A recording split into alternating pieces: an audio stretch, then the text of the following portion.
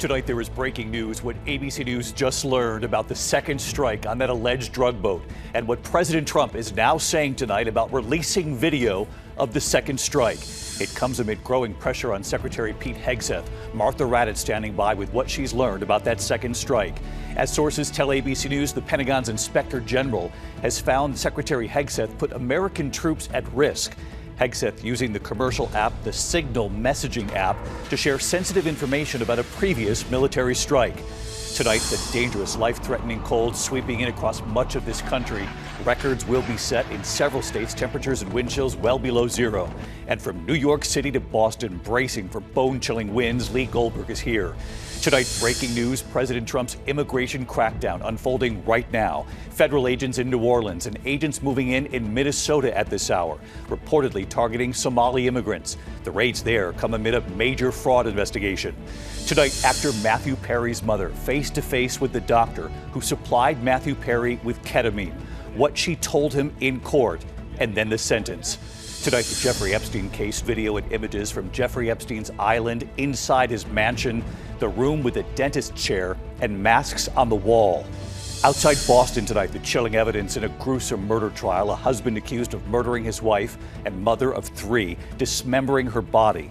One of the alleged motives, a $2.7 million insurance policy. The growing concern tonight over self-driving taxis in this country. In one city alone, racing past school buses, picking up children, their stop sign out. A company responding to ABC News tonight. This evening, an F-16 crashing during a Thunderbird's training mission gone wrong, the jet bursting into smoke and flames. The liquor store break-in, bottles smashed on the floor, the suspect, a raccoon found drunk at the scene. Yes, a raccoon. And America Strong tonight, we remember the movie National Lampoon's Christmas Vacation, that scene with the Christmas lights. You're not going to believe our story tonight. From ABC News World Headquarters in New York, this is World News Tonight with David Muir. Good evening. We begin tonight here with breaking news. What ABC News has just learned tonight about that second deadly strike on that alleged drug boat from Venezuela. And President Trump tonight and what he's now saying about releasing video of the second strike. It comes amid growing scrutiny surrounding Defense Secretary Pete Hegseth. And on a separate front tonight, sources now telling ABC News the Pentagon Inspector General has found Secretary Hegseth put U.S. military personnel and their mission at risk by discussing sensitive information in a group chat using a commercial app, the Signal messaging app, about another operation. Martha Raddatz leading us off tonight with late reporting here. Tonight, the controversy swirling around Defense Secretary Pete Hegseth expanding. Sources tell ABC News the Pentagon's independent watchdog has found Hegseth endangered the lives of American troops by using the commercial messaging app Signal to share highly sensitive plans for military strikes on Yemen with administration colleagues, his wife, who is not a government employee, and a reporter who was accidentally added to a group chat. At the time, Hegseth insisted he'd done nothing wrong.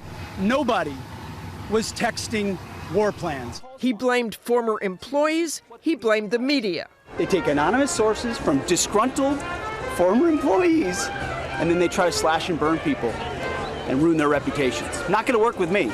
But the Pentagon Inspector General's new report has, according to sources, determined that if the information Hegseth shared on Signal had fallen into enemy hands, American troops could have been in danger, and that it should not have been sent on the unsecure messaging app. According to sources, Hegseth refused to sit down with the Inspector General, instead providing a statement saying he'd acted within his rights because he has the power to classify and declassify information.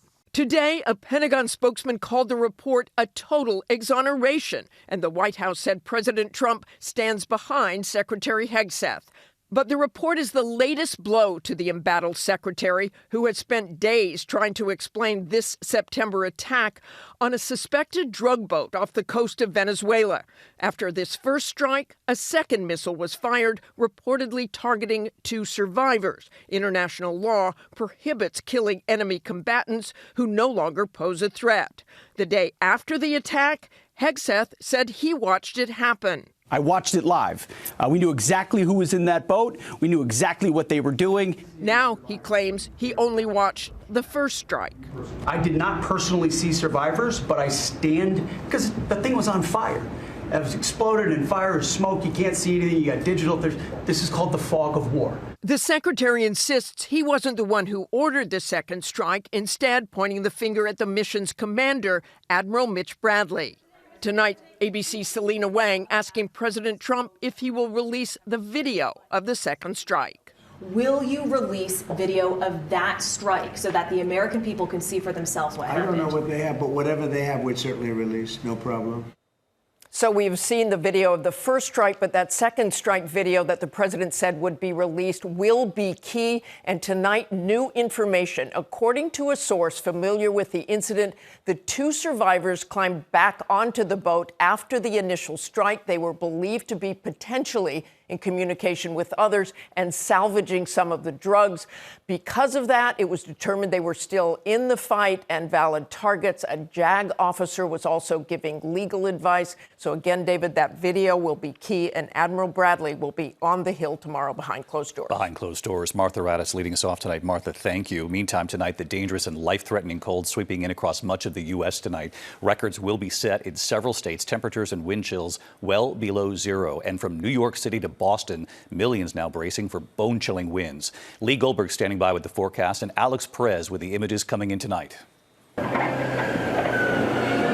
Tonight, millions bracing for bone-chilling cold after that powerful nor'easter turned roads to ice rinks all over the Northeast. It's a slip and slide. Just north of New York City, an out-of-control plow truck slamming a car into the back of a school bus in Monroe, New York. Thankfully, no one was hurt. On Interstate 71 in Cincinnati, watch as these cars fishtail and crash on black ice, other vehicles slowing down just in time.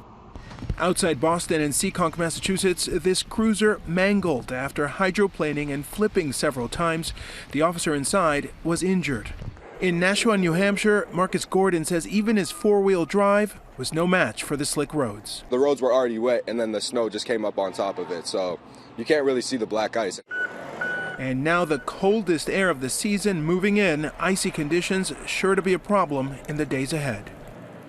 And David, here in Minneapolis, the temperature is tumbling. By tomorrow morning, the actual temperature will be 4 below zero, and it will feel like 15 below zero. David? We knew it had to come. Alex Perez. Alex, thank you. Let's get right to Chief Meteorologist Lee Goldberg from WABC here in New York. Hey, Lee. Hey, David, December just not messing around. The coldest air of the season is pouring into the upper Midwest tonight. We'll wake up to sub-zero temperatures in Minneapolis and Sioux Falls, maybe a record in Des Moines. By Friday, that record cold is pushing into the east, which could bring snow showers tomorrow into the northeast. It'll be in the teens in New York and into Philly, and probably feel like it's zero in Boston. We can see those winds that'll be gusting 35, 40 miles an hour, then calm down on Friday, but sub-zero wind chills in northern New England. Then as we look at the south, it's a new storm, heavy rain from Houston to New Orleans. David? Lee Goldberg with us tonight on the forecast. Lee, we appreciate it. We turn now to this new turn in the Jeffrey Epstein case. Rare video and images right here tonight from Jeffrey Epstein's island. Inside his mansion, the room with a dentist chair and masks on the wall. You'll remember President Trump signed that bill into law, 30 days to release the files, with 2 weeks now left. Here's our chief investigative correspondent, Aaron Katersky. Tonight, a rare look at Jeffrey Epstein's private Caribbean island, where he allegedly exploited dozens of young women and girls. Video of the secluded hideaway shows the grounds, the pool, the view, along with interior images of a bedroom and bathroom and a room with a dental chair and face masks of men tacked to the wall. House Democrats releasing these images today as they pressure the Trump administration to release all of the Epstein files, joining a chorus of Epstein's accusers. We're ready for the next step, and we're ready to finally release the files. All the files. Congress passed and President Trump signed a law requiring the Justice Department to release the records within 30 days. There are just 2 weeks left. But tonight, a potential obstacle. An attorney for Epstein's co-conspirator, Ghislaine Maxwell, said today she'll soon file a petition challenging her sex trafficking conviction. Maxwell is expected to file her petition at this courthouse, David, and the Justice Department could try to use it as a reason to withhold certain files in the event Maxwell is granted a new trial. However unlikely that may be. David. Aaron Katersky with us again tonight. Aaron, thank you. There are also breaking developments involving President Trump's immigration crackdown now unfolding in two parts of the country tonight. Federal agents now in New Orleans and agents moving into Minnesota at this hour, reportedly targeting Somali immigrants. The raids there come amid a major fraud investigation involving members of the Somali community. Here's Mary Bruce. Tonight, the Trump administration expanding its deportation efforts. Federal agents now hitting the streets of New Orleans. And in Minnesota, ICE now targeting the Somali community as the president doubles down on his attacks. That beautiful land, that beautiful state, it's a hellhole right now. And the Somalians should be out of here. They've destroyed our country. And all they do is complain, complain, complain. The president calling Somali immigrants, quote, garbage. We're going to go the wrong way if we keep taking in garbage into our country. It comes as House Republicans launch an investigation into widespread COVID-era fraud involving some members of Minnesota's large Somali community. The New York Times reports 59 people have been convicted in schemes involving more than $1 billion in stolen taxpayer money that was supposed to go to children and other social services. President Trump seizing on this story as he widens his immigration crackdown. But Minneapolis Mayor Jacob Frey defending the Somali community. He's wrong, and we want them here. Somali people have been an extraordinary benefit. And again, David, tonight we are told that ICE operations are now underway in Minnesota. Sources describe this as a targeted enforcement operation going after immigrants with final deportation orders. David. Mary Bruce with us tonight as well. Thanks, Mary. Now to the Matthew Perry case and an emotional moment in court in Los Angeles today. The actor's mother face to face with the doctor who supplied Matthew Perry with ketamine. What she told him in court and then the sentence. Here's Trevor Ault.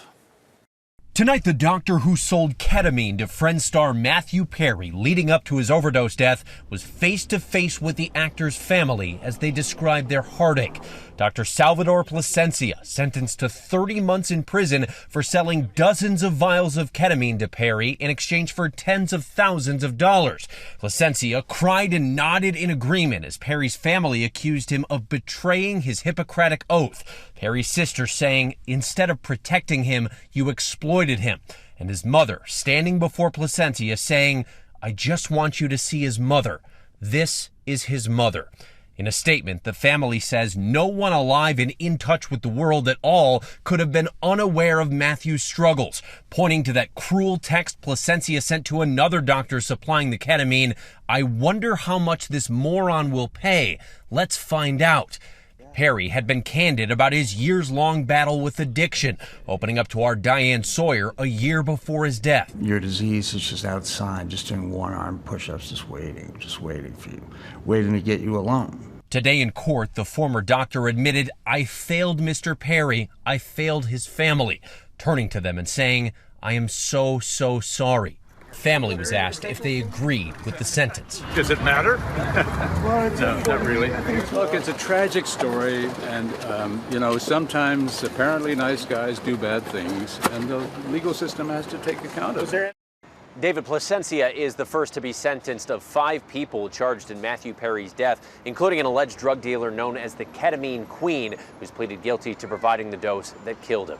David. Trevor Ault on the Matthew Perry case tonight. Trevor, thank you. When we come back here tonight, an F-16 crashing during a Thunderbird's training mission gone wrong. That jet bursting into smoke and flames, what we've learned tonight.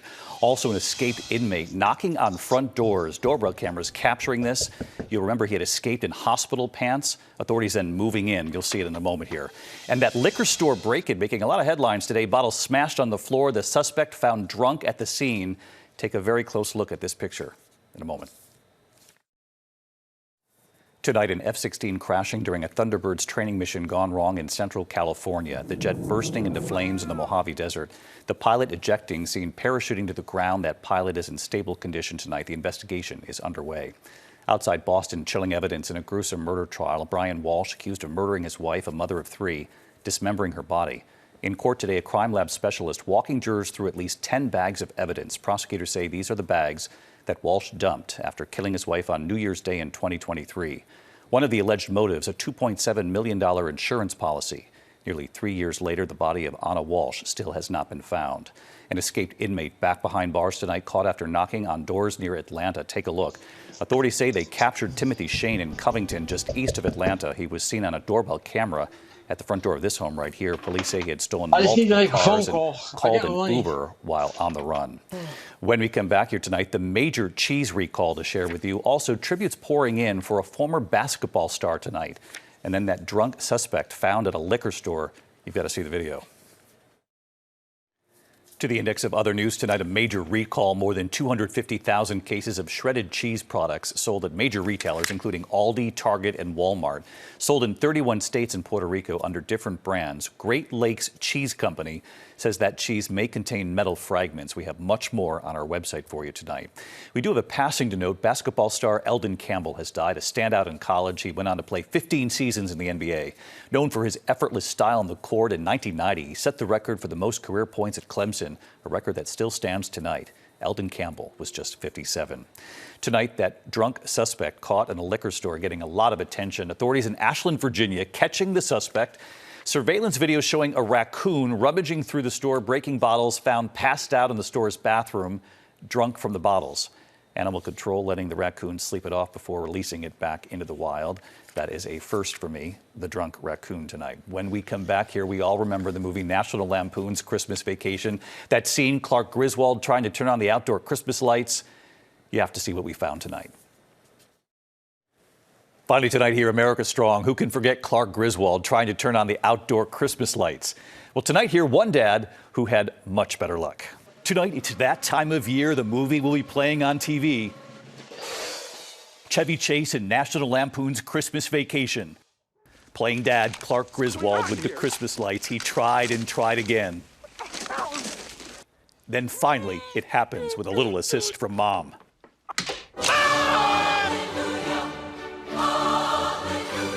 At Lancaster, Pennsylvania tonight, you're not going to believe this. The Lewis family.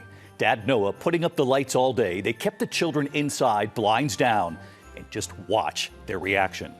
1, 2, 3. You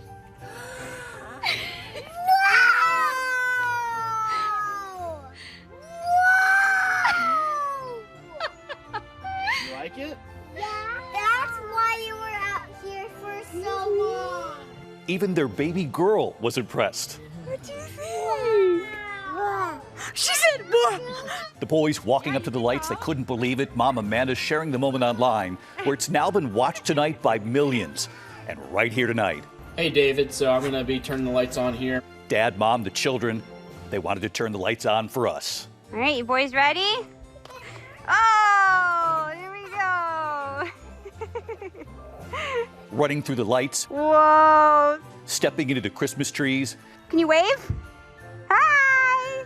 They love it. So do we. And by the way, he got it on the first try. He did a little better than Clark. It's just fun to add to the magic of Christmas with lights, and it's been super special to see how special it is to them. Merry Christmas, Merry Christmas. Merry Christmas. Good night. David Muir, the most watched newscast in America.